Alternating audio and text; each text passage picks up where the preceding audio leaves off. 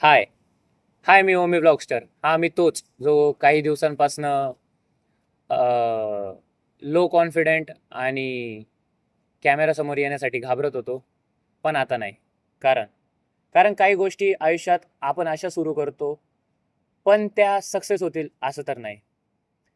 YouTube हे माझ्यासाठी फक्त व्हिडिओ क्रिएशन करण्याची जागा नाही होती, तर यूट्यूब हा माझा एक छोटासा प्रवास होता. It is a part of my life. गेल्या 2 वर्षापासनं मी कॉन्टेंट क्रिएशन म्हणजेच व्लॉगिंग करतोय. पण काही कारणांमुळे मला माझी व्लॉगिंग बंद करावी लागली. काय असंही असू शकतं की मी व्लॉगिंगसाठी कन्सिस्टंट नाही होतो. मला खूप जण बोलले की तू व्लॉगिंग का बंद केली. माझी फॅमिली, माझे मित्र, माझ्या गावातले, माझे सिटीतले मित्रसुद्धा. पण काय माहिती की मी व्लॉगिंग त्यांना कसं सांगू की मी माझी व्लॉगिंग का बंद केली. आणि फक्त आता त्यांच्यासाठी एवढंच की मी आता तुमच्यासाठी इथं ह्या ठिकाणी उभा आहे. काही लोकांना हे पण वाटत असेल की मी कॉन्टेंट क्रिएशन हे फक्त टाइमपास किंवा इंटरेस्ट गेला या गोष्टींसाठी सुरू केले असेल. पण तसं काहीच नाहीये. खरं सांगायला गेलं तर माझं यूट्यूब मी हे कधी बंदच नाही केलं होतं.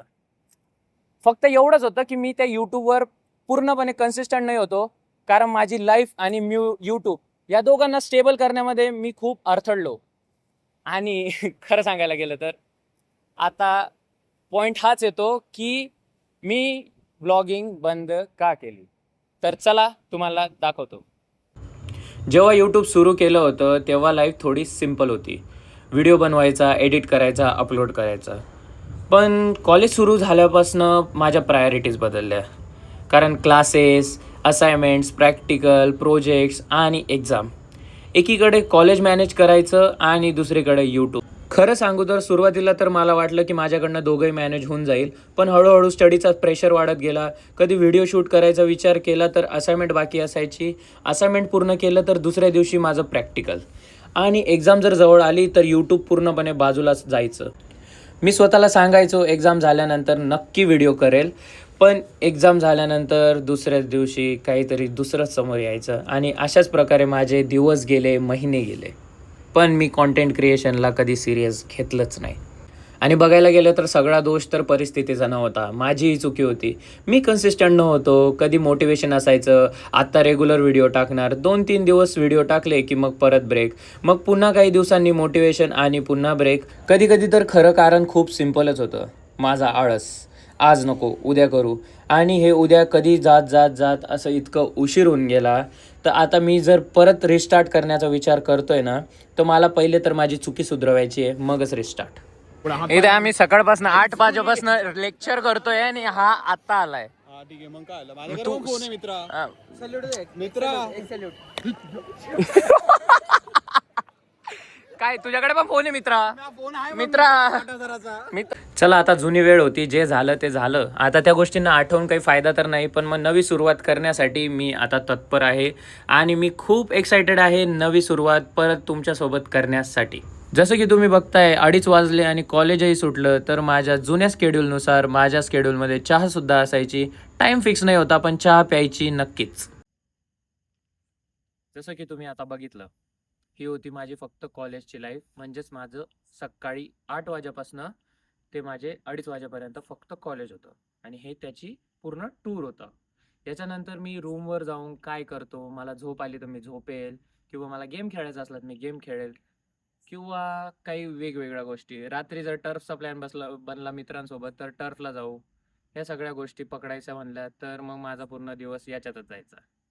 आणि ते बघायला गेलं तर मग वेस्ट ऑफ टाइम पण होता आणि माझा आळसपणा तर तुम्हाला मी सांगितलंच. जसं की तुम्ही मागे बघताय, हे आहे माझं कॉलेज. आणि आता जो तुम्ही पूर्ण माझा स्केड्यूल बघितला, हा ह्याच कॉलेजचा होता. की मी काय करतो, काय नाही करत, किती टाइमपास करतो, किती नाही करत, मी किती कन्सिस्टंट होतो, किती नाही होतो. पण हे तर झालं फक्त माझा डेलीचा स्केड्यूल. पण खरा मुद्दा जो आहे तो आता याच्या पुढं आहे. तर तुम्ही कॉलेज तर माझं बघितलंच, इंटेरियर तर मी दाखवलंच होतं ॲज अ क्लास म्हणून. आता हे बाहेरचं आहे, एक्सटेरियर बघून घ्या. आता आपण जाऊ आपल्या खऱ्या मुद्द्यावरती आणि चला तर पुढं काय होतं बघू. आणि जसं की तुम्हाला माहिती आहे माझी कॅमेरा क्वालिटी, हा माझा जुना फोन होता ज्याच्यात मी माझे व्लॉग रेकॉर्ड, एडिट आणि अपलोड करायचो. पण आजकालच्या जे ट्रेंड आहे त्या हिशोबाने बघायला गेलं तर सगळ्यांना गुड क्वालिटी, बेटर ऑडिओ आणि क्लिअर व्हिडिओग्राफी या सगळ्या गोष्टींमध्ये जास्त इंटरेस्ट आहे.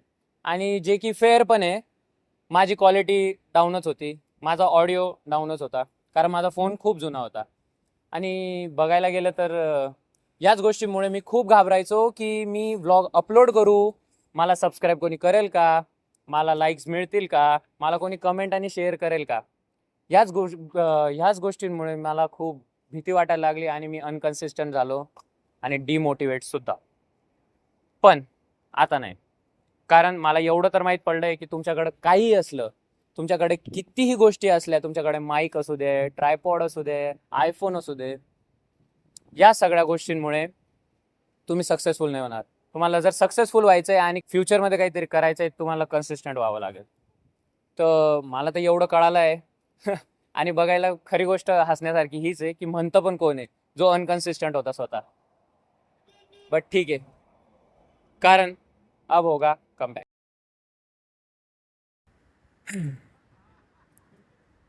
मी आता कन्सिस्टंट होणार आणि फक्त होणारच नाही तर तुम्हाला करून दाखवणार. माझे जे यूट्यूबचे सबस्क्रायबर आहेत, तुम्ही मला ज्या गोष्टीसाठी सबस्क्राईब केलं आहे ती मी करून दाखवणार, फक्त आणि फक्त तुमच्यासाठी. कारण मला एवढं तर झालंच आहे आता की मी खूप मोठी चुकी केली आहे अनकन्सिस्टंट राहून. पण याचं खरं कारण काय माहिती आहे का? खरं म्हणजे जेन्युअनली सांगायला गेलं ना तुम्हाला, तर याचं खरं कारण एकच होतं, ते माझा आळस. मी किती अनकन्सिस्टंट झालो ना, माहिती आहे. मी डायव्हर्ट झालो होतो. मला लोकांनी सांगितलं की तू, मजा नाही तुझ्यात, तुझी क्वालिटी बघ, तू व्लॉग्स कसे बनवतो ते बघ, तुझं ऑडिओ बघ. मला सगळ्यांनी डिमोटिवेट केलं आणि मी झालो. सगळ्यात मोठी चुकी मी झालो. नको व्हायला पाहिजे होतं, पण आणि ह्याच गोष्टींमुळे कन्सिस्टन्सी तुटली, माझी जीवही सटकली. पण हा, जोक्स अपार्ट, कन्सिस्टन्सी तुटली, मी डिमोटिवेट झालो. मला लोक विचारत होते की तू का नाही करत आहे, का नाही करत आहे. मी तरी नाहीशासारखाच होतो. म्हणजेच मी त्यांना उत्तरही देण्यासारखं नाही होतं माझ्याकडे, कारण उत्तरच नाही होतं. मी यांना काय सांगू की मी स्वतः आळशी आहे?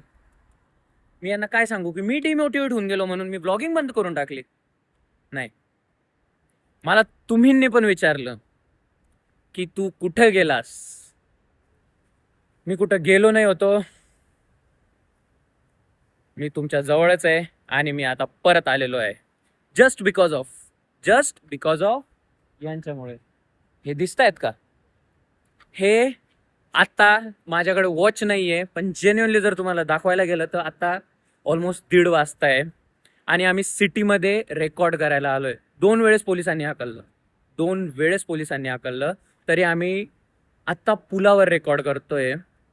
हे सगळं माझं, मी जे बोलणार आहे, किंवा फक्त माझ्यासाठी आले. मला इन्करेज केलं त्यांनी की तू स्क्रिप्टली, तू काय आहे ते कर, तुला काय बोलायचं आहे ते थॉट घे, ते असं तुला मनात नाही येणार, तू स्क्रिप्टली ते थॉटफुली बोल तिथं आणि कर काहीतरी. खरं बघायला गेलं तर यांचाही तेवढाच हात आहे जेवढा तुमचा आहे, कारण हेही माझे सबस्क्रायबर आहे आणि तुम्ही माझे सबस्क्रायबर आहे. तो थँक्स फॉर सबस्क्रायबिंग मी आणि थँक्यू फॉर एव्हरीथिंग. कारण आता सोबत उंच भरारी घेऊया.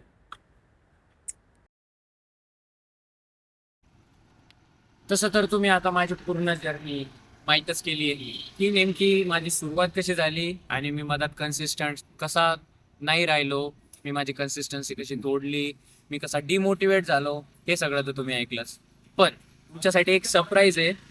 मी माझ्यामध्ये थोडी इन्व्हेस्टमेंट केली आहे.